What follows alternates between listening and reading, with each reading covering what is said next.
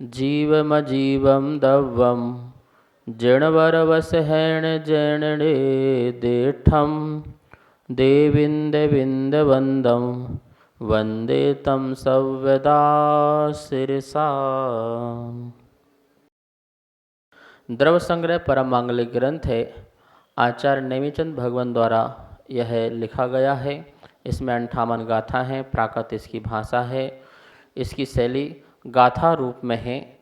इसमें 6 द्रव्य, 7 तत्व, 9 पदार्थ, 50 मोक्ष मार्ग और ध्यान का वर्णन है।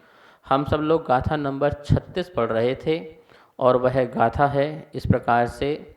जह कालेण तवेण या भूत्तरसं कंपुगलं जेण भावेण सनदिनेया तत्शरणं चेदि निर्जरा दुभिया।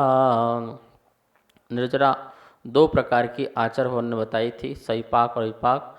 इसके बाद तप की बात चल रही थी।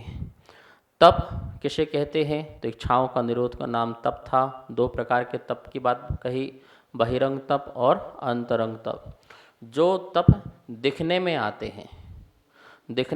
हैं वो बहिरंग तप हैं।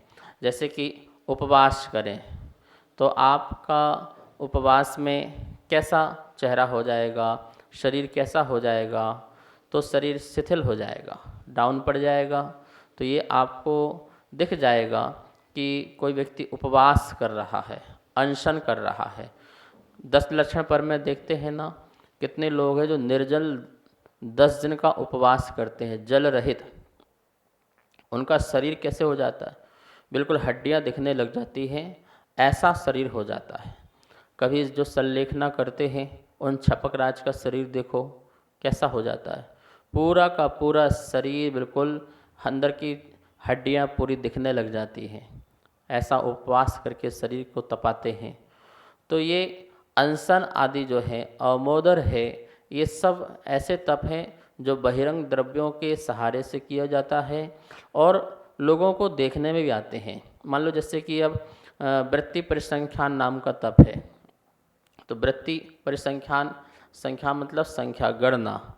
वृत्ति भोजन आदि की जो है संख्या रखना, इतना भोजन लेना, या फिर श्रावक की संख्या, या फिर गली की संख्या, कोई भी विधि ले लेना, ये सब वृत्ति परिसंख्यान में। तो ये सब दिखता है कि मुनिराज का आज वृत्ति परिसंख्यान नाम का तप है। रस परित्याग में जैसे मुनिराज ने आज जो है मीठा छोड़ दिया, तो सबको पता चला ना कि आज मुनिराज का मीठा का त्याग है। तो ये लोगों को पता चल जाता है और किसी वस्तु के आधार से किया जाता है, वो बहिरंग तप कहलाता है। काय क्लेश तप है। गर्मी में, ठंडी में, बरसात में, जो ऐसे स्थान जहाँ पर अधिक गर्मी हो, अधिक बरसात हो, अधिक ठंडी हो, उस स्थान में मुनिराज जो है स्थिर खड़े हों या बैठे हों, ध्यान मग्न हों और अपने उस शांता को बढ़ाते हुए, समता को बढ़ाते हुए भगवान या मुनिराज जो हैं अपनी साधना को बढ़ाते हुए, शरीर के प्रति ममत्व भाव को छोड़ते हुए कायोत्सर्ग में जो स्थिर हैं, वो काय क्लेश दिखाई दे रहा है कि कितने घोर तपस्वी मुनिराज हैं, कितनी कठिन तपस्या करते हैं हमारे साधु महाराज। तो वो दिखने में आ रहा है। विविक्त संयासन में अनेक प्रकार के आसनों से साधना करना। कोई एक पैर से खड़ा हुआ है, कोई जो है दुग्ध आसन से तपस्या कर रहा है, आदि बहुत प्रकार के आसन होते हैं। शवासन, वीरासन, अर्धासन, पर्यंकासन, खड़गासन, बहुत सारे आसन होते हैं। तो उन सभी आसनों से अलग अलग प्रकार से साधना करना, ये विविक्त संयासन प्रकार के आसन होते हैं। तो ये सब बहिरंग तप हैं, देखने में आते हैं। इसका मतलब नहीं कि दिखाने के तप हैं। ये दिखाने के तप नहीं होते हैं कि मैं तपस्या करके दिखाऊं। तो दिखाने का भाव रहेगा फिर तो वो अहंकार हो जाएगा, फिर हमें तपस्या का जो फल है वो नहीं मिलेगा, फिर वो लंघन हो जाएगा, फिर वो हमारा जो है दिखावे का धर्म हो जाएगा, दिखावे का तप हो जाएगा। जो कर्म की निर्जरा होना चाहिए वो नहीं होगी, क्योंकि हमारा उद्देश्य तो कर्म की निर्जरा करना है। और कर्म की निर्जरा नहीं हो रही हो, कर्म और बंध रहे हैं, तो फिर उससे हमारा तप से क्या फ़ायदा।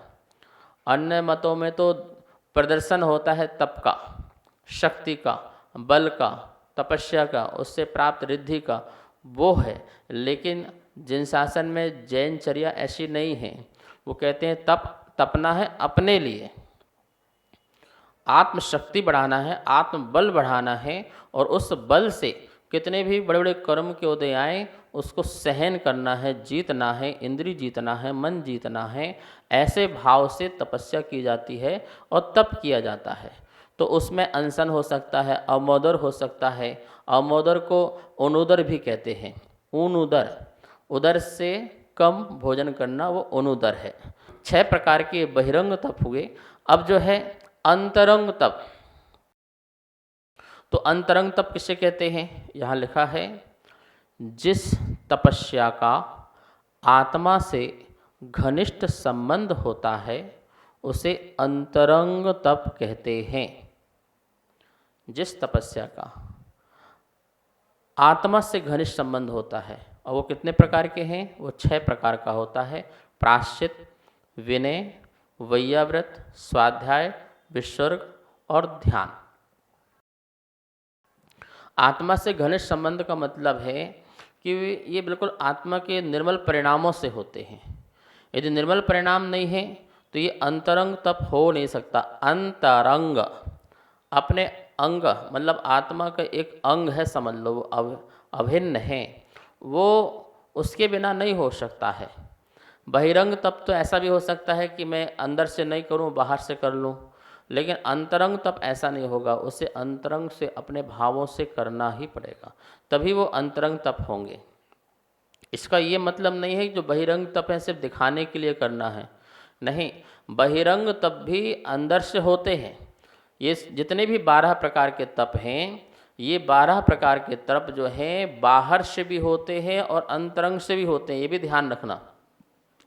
जैसे विनय, अब विनय कर रहे हैं तो विनय की पोजीशन आपको बाहर भी दिखाई देगी और अंदर से भी भावों से है।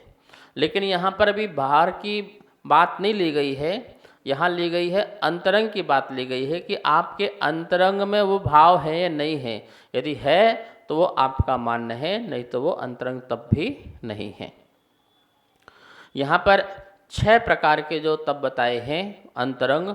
प्रायश्चित पहला बताया है। प्रायश्चित कभी भी अपने व्रतों में जाने अनजाने में, भूल चूक प्रमाद में, आलस्य में दोष लग जाए, हम व्रत ही भूल जाएं, व्रत का पालन करना ही भूल जाएं, उनसे दोष लग जाते हैं और उसका शोधन करना।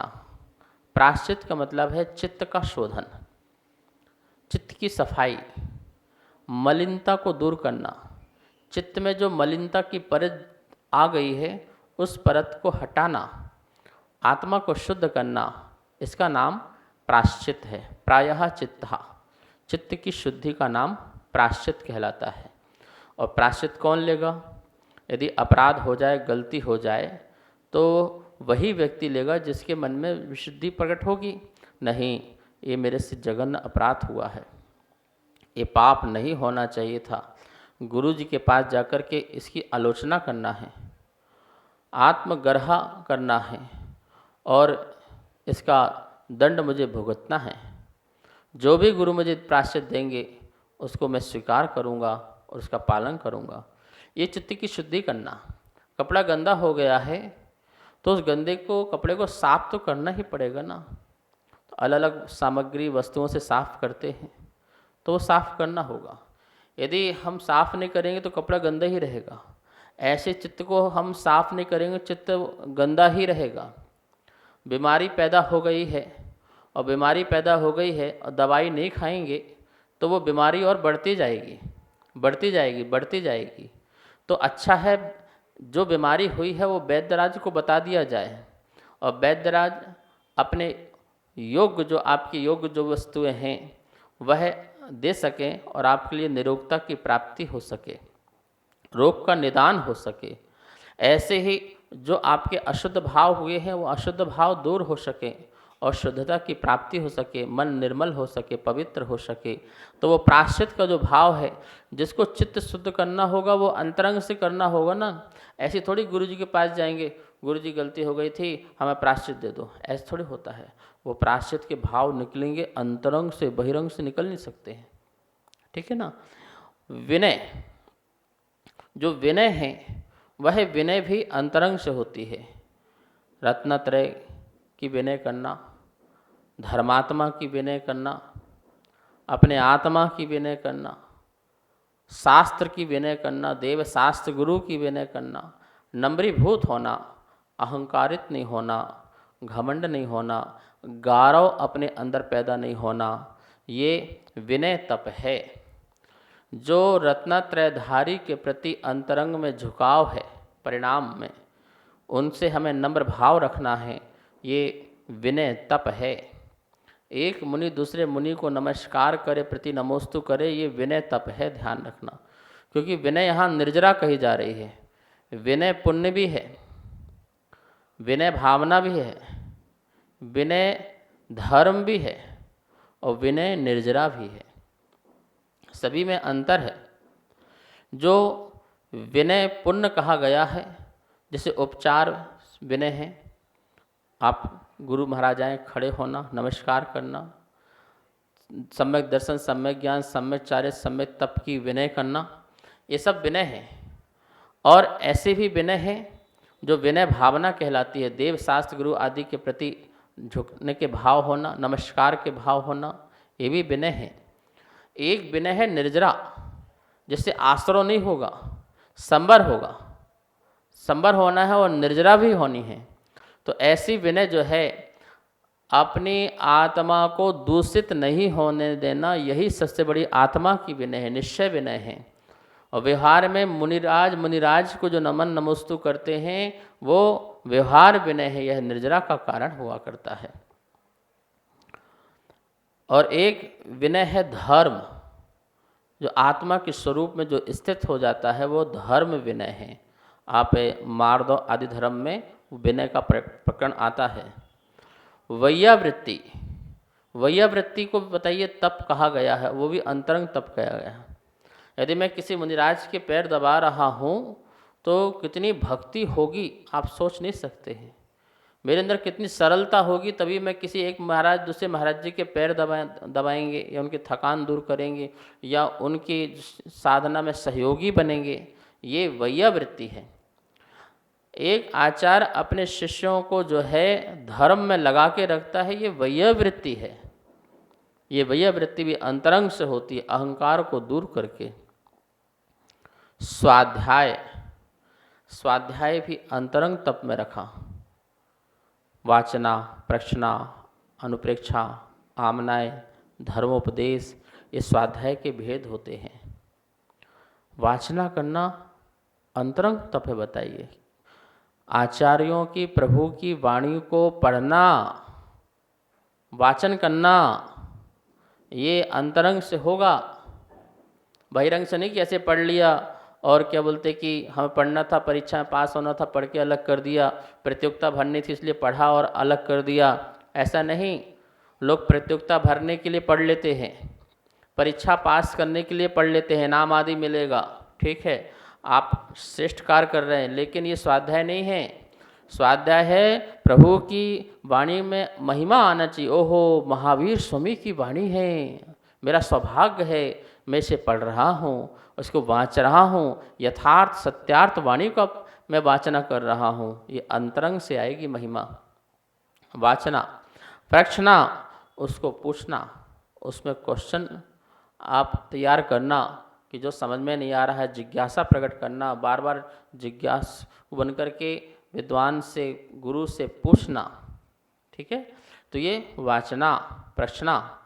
अनुप्रेक्षा, उसका बार बार चिंतन करना, जो पढ़ा है उसका बार बार चिंतन करना, मनन करना, ये अनुप्रेक्षाएँ हैं। आमनाएँ, उसका शुद्ध पाठ करना, कंठस्थ भी करना, कंठस्थ करने की कोशिश करना और उसको बार बार उसका शुद्ध उच्चारण करना, पाठ करना। और फिर इसके बाद धर्म उपदेश, जो आपने वाचना की है, प्रश्ना की है, अनुप्रेक्षा की है, आमनाएँ की हैं, और कोई धर्मात्मा व्यक्ति मिले तो उसको उपदेश देना। क्या देना? उपदेश देना। उसको समझाना, धर्म के बारे में बताना, समझाना, ये उपदेश है। पर इस बात का ध्यान रखना, जब तक वाचना, प्रेक्षणा, अनुप्रेक्षा, आमना न हो जाए तब तक धर्मोपदेश नहीं देना। स्वाध्याय पूरा हुआ नहीं है, चारों अनुयोगों का अध्ययन हुआ नहीं और धर्म उपदेश देना प्रारंभ कर दें। आजकल क्या होता है, एक आध शास्त्र पढ़ लिया, आध्यात्मिक शास्त्र पढ़ लिया और बस तू अलग मैं अलग इस प्रकार की बातें करने लग जाते हैं। उन्हें कर्णानुयोग नहीं पता, उन्हें चरणानुयोग नहीं पता, प्रथमानुयोग नहीं पता है, इसको पढ़ते भी नहीं है। और 2-3-4 आध्यात्मिक ग्रंथ पढ़ लिए और बस स्टार्ट हो गए धर्म उपदेश देने। ऐसे लोग धर्म उपदेश देते हैं जो स्वयं रात्रि भोजन करते हैं, जो स्वयं ही व्यसन में लगे हुए हैं, मदिरा आदि का सेवन करने वाले लोग हैं, तंबाकू खाते हैं, सिगरेट आदि पीते हैं, नशा करते हैं, झूठ बोलते हैं, पाप करते हैं, और वो व्यक्ति शास्त्र की गद्दी में बैठ कर के धर्म का उपदेश दे रहे हैं। नहीं, संयमी लोगों को ही धर्म का उपदेश देने का अधिकार है। सच बात तो यही है, या तो आचार्य या उपाध्याय या साधु ही धर्म का उपदेश दे सकता है। परम उपदेश तो हमारे अरहंत देते हैं, और उसके बाद उपदेश देने का अधिकार यदि किसी को प्राप्त है तो गणधर परमेष्ठी को है, आचार्य को है। उपाध्याय को भी आचार्य के शिष्यों को पढ़ाने का है, और मुनिराज का तो बिल्कुल नहीं, उनका तो ज्ञान और ध्यान बस और कुछ नहीं। आचार्य उपदेश दें, संबोधन करें, लेकिन आज छोटे श्रावक जो हैं, श्रावक उन्हें कहा नहीं जा सकता है। 1-2 ग्रंथ पढ़ने के बाद ये जगह जगह जाकर के, मंदिरों में जाकर के उपदेश देना प्रारंभ कर देते हैं, पढ़ाना लिखाना प्रारंभ कर देते हैं। असंयमी हो के नहीं, पहले संयमी बनो, फिर धर्म का उपदेश दो। पहले वाचना, प्रश्न, आमना करो और चारों अनुयोग का क्रम से अध्ययन करो, फिर धर्म का उपदेश दो, किसी गुरु के आदेश में, गुरु के आशीर्वाद से। विसर्ग, विसर्ग मतलब है काय से ममत्व भाव को छोड़ना। कुछ पल के लिए या अंतर मुहूर्त के लिए या अधिक 1 वर्ष के लिए, उत्कृष्ट 1 वर्ष का है, कम से कम अंतर मुहूर्त और बीच के मध्यम कुछ भी हो सकता है, उस समय अपने काय से ममत्व भाव छोड़ करके समभाव में रहना, ये कायोत्सर्ग है। और इसके बाद ध्यान है। इन दोनों की चर्चाएं जो हैं कल करेंगे। आज को समय हो चुका है, स्वाध्याय संपन्न करते हैं। आइए माँ जनवाणी की स्तुति करते हैं।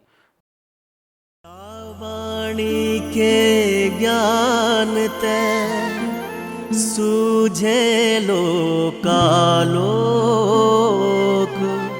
सो वाणी मस्तक नमो, सदा देत हूँ धोख, सदा देत हूँ धोख। सबको बहुत बहुत मंगल आशीर्वाद।